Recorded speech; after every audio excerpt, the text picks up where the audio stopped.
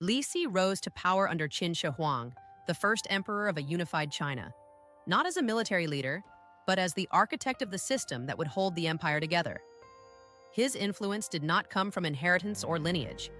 It came from his ability to design control and apply it across an entire population. He implemented legalism as the governing structure of the Qin dynasty, establishing a system where obedience was enforced through strict laws and severe punishment. Under this system, individuals were not expected to act morally or independently. Behavior was regulated through consequence. Minor violations were met with harsh penalties, creating an environment where compliance was not optional. Control extended beyond law into knowledge itself. Li Si ordered the destruction of texts that conflicted with state authority, including philosophical works that promoted independent thought. Books were burned, and scholars who opposed the system were executed. This removed alternative frameworks of belief, ensuring that information could not exist outside the structure he had established. What remained was a controlled narrative, aligned with the authority of the emperor.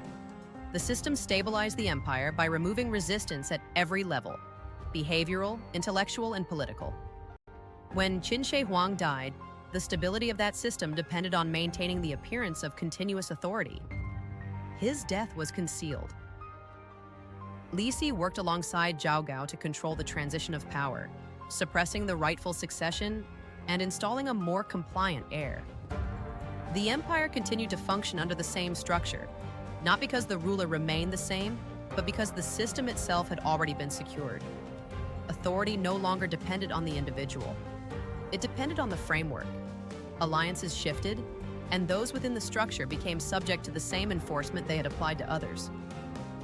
Li Si was eventually accused, arrested, and sentenced under the laws he had enforced across the empire. His execution was carried out in public, reinforcing the authority of the system even in the removal of its architect. The structure remained intact and formed the foundation of communism in China that led to genocides and persecution. Legalist governance continues to define control through law, punishment, and centralized authority. The methods established under Li Si, suppression of dissent, control of information, and enforcement through fear, persisted beyond his lifetime and became embedded within the systems that followed. One man shaped the future of the region. If you've read L, Origin of the Blood, you've already seen how these structures repeat across different systems and time periods. What changes is not the method, only the names.